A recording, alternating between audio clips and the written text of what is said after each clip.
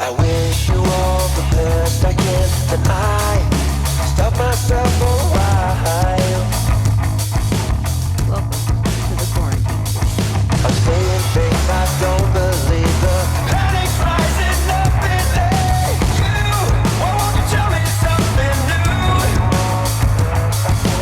I stop myself for a while. Welcome to day 5.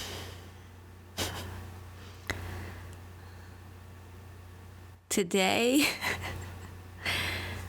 is day 5. These podcasts are a little bit more intense on the editing end, so I feel like I'm doing them every other day, but I am working on them. It's kind of keeping me sane at the moment because I haven't not worked in a very long time.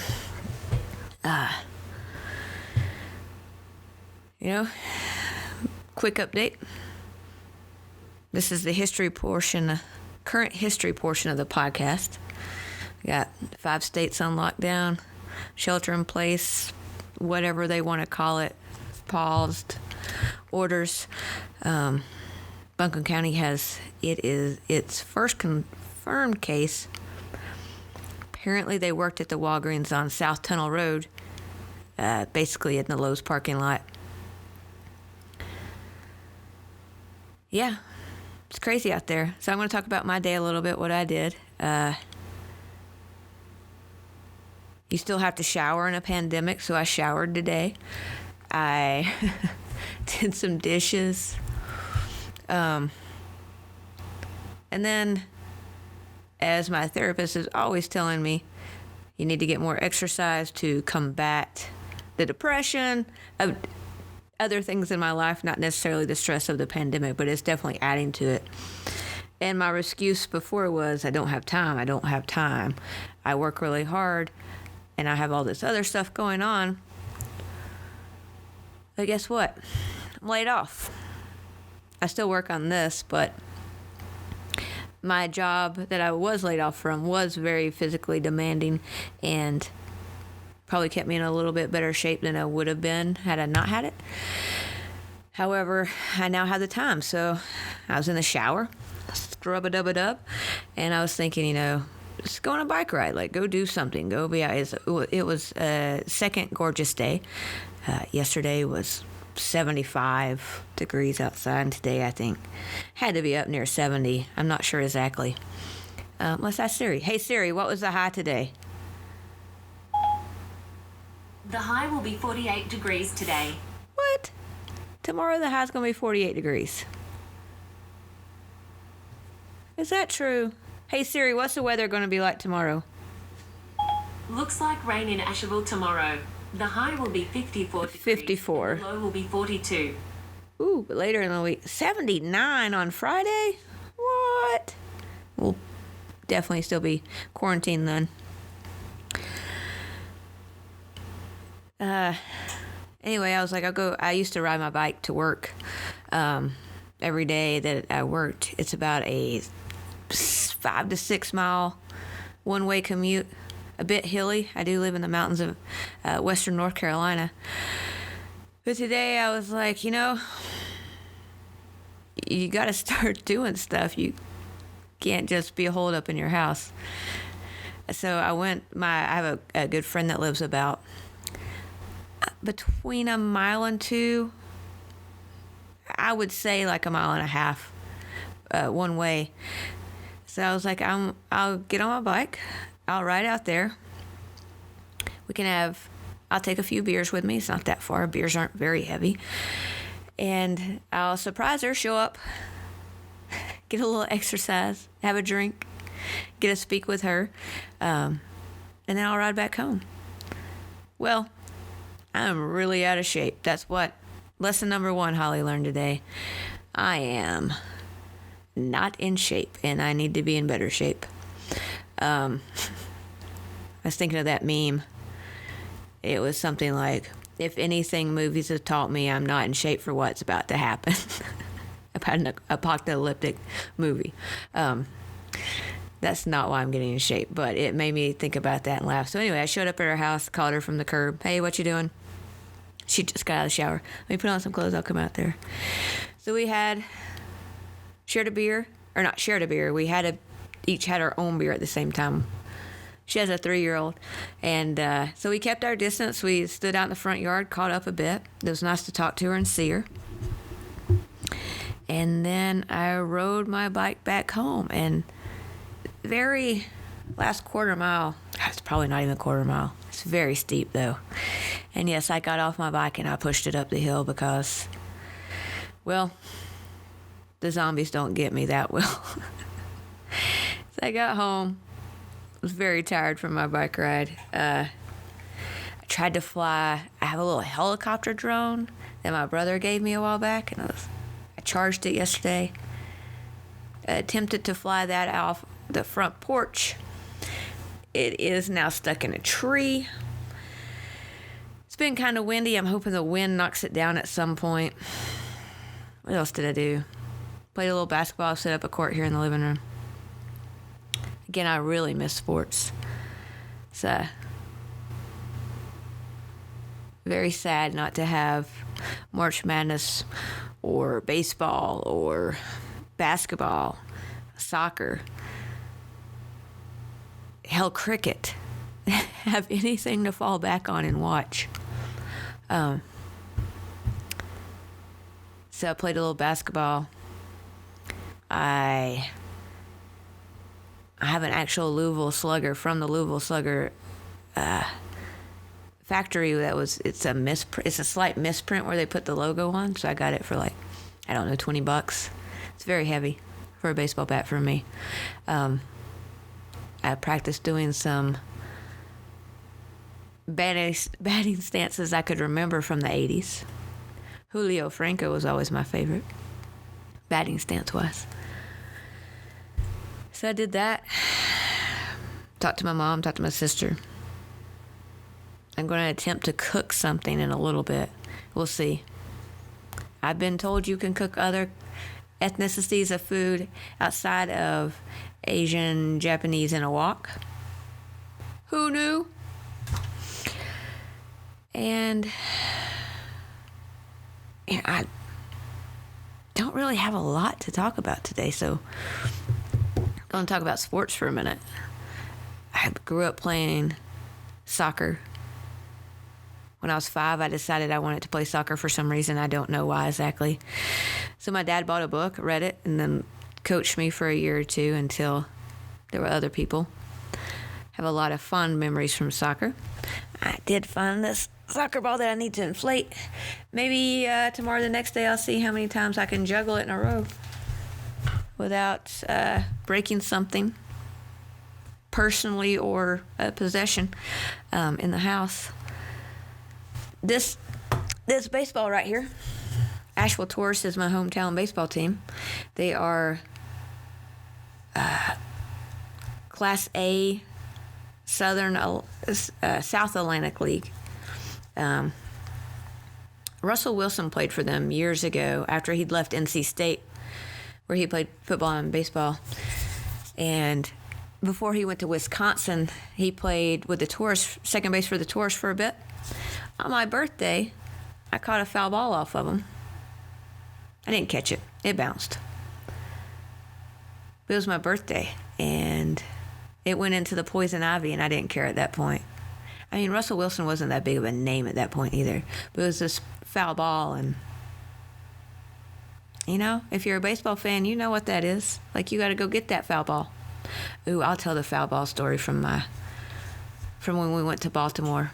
But I'll do that in a minute. Anyway, Russell Wilson, if you're out there, self-quarantine with social distancing, come sign my baseball. You can be on the podcast. You can call in. You don't have to come sit here with me. You can call in. So, story. That just brought up a story. My brother, sister, dad, and I went up to... My sister was a flight attendant with Southwest, and she lived in Lincoln Heights, outside of Baltimore. So we went up there, and we were going to go to an Orioles game. They were playing the Oakland Athletics, who is my family's favorite baseball team. And we would always try to go after they started doing interleague play, we'd always try to go, because they never came to this side of the U.S. beforehand. National League teams are way closer. They're an American League team. Anyway, Baltimore's actually an American League team too, so I don't know why I'm telling this part of the story. Anyway, we'd always, once a year, we would try to go see them somewhere. Like, seen them in Cincinnati, in Atlanta, in Baltimore, and in Tampa. So we go to 2 games. And the second game, the stadium was empty, which is Camden Yards is a beautiful stadium. And the Orioles haven't been good in a few years, but it was kind of sad to see that empty. So we got tickets, and we moved down farther because we were on the third baseline, behind third base, heading towards the outfield. And we had basically 10 rows to ourselves, so we were spread out a little bit. My sister and I had also scooted down a few seats because my dad and brother had decided to take their shirts off and sunbathe while the baseball game was going on. So we're sitting there, and I was actually taking photos, and it was a film camera at that time, and I was trying to do a panoramic where I could layer it together and have a big shot of the stadium. Actually have that photo downstairs. And Eric Chavez, the third baseman for the Oakland A's, who was one of my dad and brother, they both loved him. Not their favorite player, but he was a good third baseman. Hits a foul ball, which lands, 4 or 5 rows behind us. And my brother, who at the time was not the most athletic person I've ever met. I mean, he's athletic, but at the time, he wasn't spry, let's just put it that way. And you would never expect him to jump over multiple rows of stadium seats in a single bound. However, he did. Still amazed by that, because I was trying to put my camera down, find the ball, get it. There was a scrum of like 8 to 10 people. My brother, when he got to where the ball was, clocks himself in his manhood as he's going over, like leaning over the chairs to grab the baseball. He gets it somehow in the midst of all these people, turns around, is like, yeah! And there had been like this 12-year-old kid kind of on the outside of the scrum. And you hear people start going, give the kid the ball! Give the kid the ball! So my brother tosses it to my dad, my dad was just a big kid. And my dad starts laughing, and everyone on that side of the stadium starts going, boo, boo, give the kid the ball. Like, the whole side of the stadium is booing us. And my dad stands up, no shirt on, and just looks at everybody with his hands out. And he says, we don't live here. We don't care. And then turns around, and we all sit back down as the stadium's booing us. And like I said, the stadium was pretty empty, but it was a good chunk of people booing us. On the way out, he was like, you guys stick together, be close in case we get shanked on the way out of here. We did not. My brother still has the ball somewhere, I think. It was on the mantle at my parents' house for a minute, but I think somewhere he's put it. Anyway, I brought up my baseball card collection from my childhood just because I didn't know what to talk about. And that leads right to that. But it even has my band sticker, RNR, Ross and Robinson. That was the middle school I went to in Kingsport, Tennessee. Shout out. I was in the band. I played the trumpet. I was all right. Not good, not bad. Somewhere in the middle. But I definitely collected baseball. Look at all those stickers. Can you see these? Oh, that's Sammy Sosa. Is that his rookie card? That's his rookie card. Sammy Sosa. He gets bigger later. He starts doing steroids.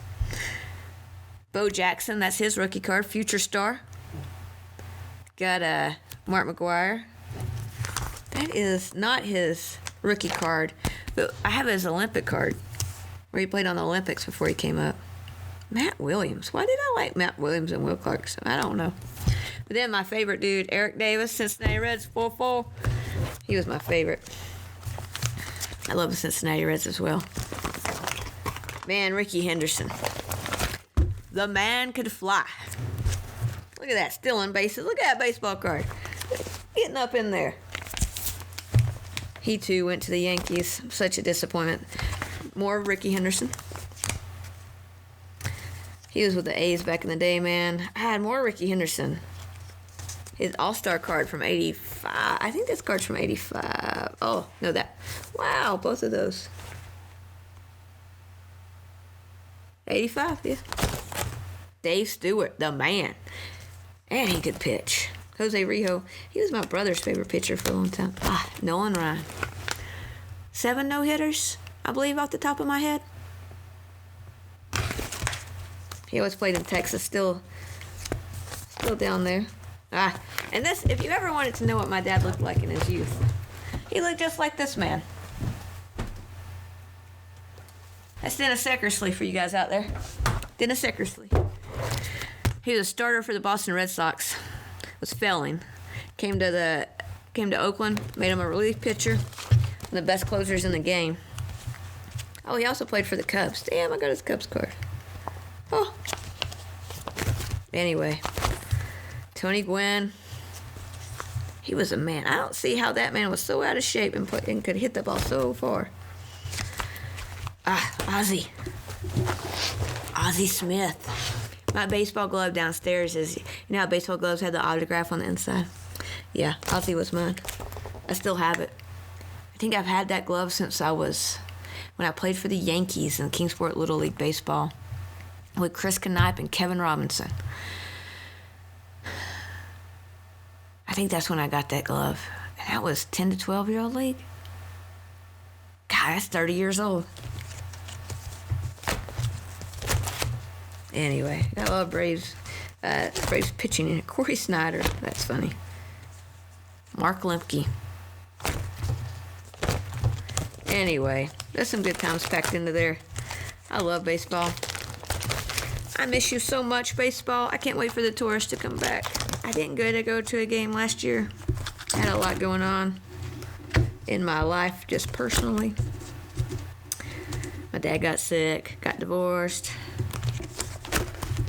You know, just didn't. Oh, that's Frank Thomas's rookie card. That's from when he played at Auburn. So I didn't get to go last year. We normally went to a couple games a year.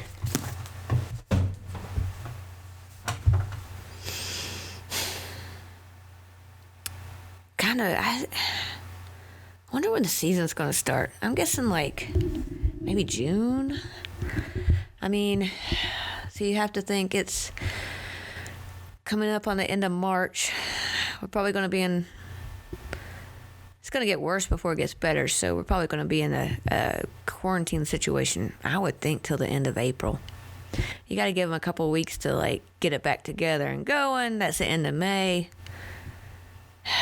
I hope we have baseball back by June. Basketball's talking about doing some stuff like a big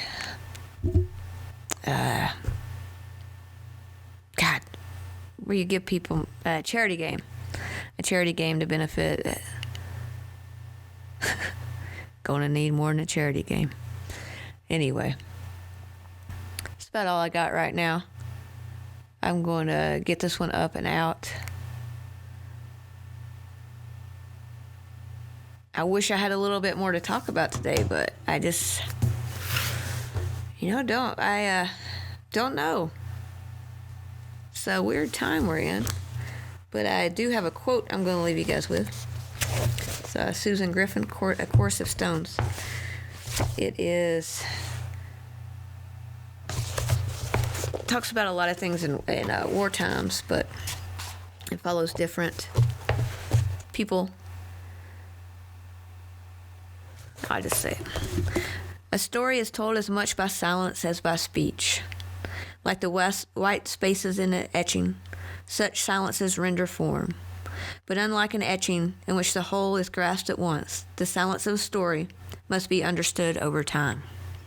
I think that's significant for where we are right now, and that we all need to be aware that we're living through a story, through a time in our history where we need to document our daily lives. I think as much as we can, and we're at a place in time where it's easier than it ever has been to document, to record, write yourself letters. Because one day, people are going to need to learn from this time what we did wrong, what we did right, as a group and as individuals and as global citizens. So, keep a journal.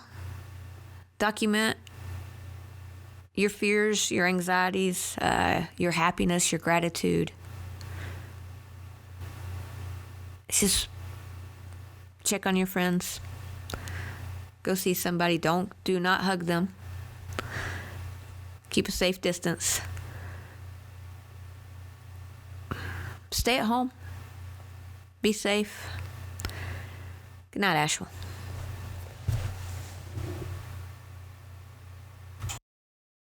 Won't you tell me something new? Wish you all the best I can, then I stop myself for a while.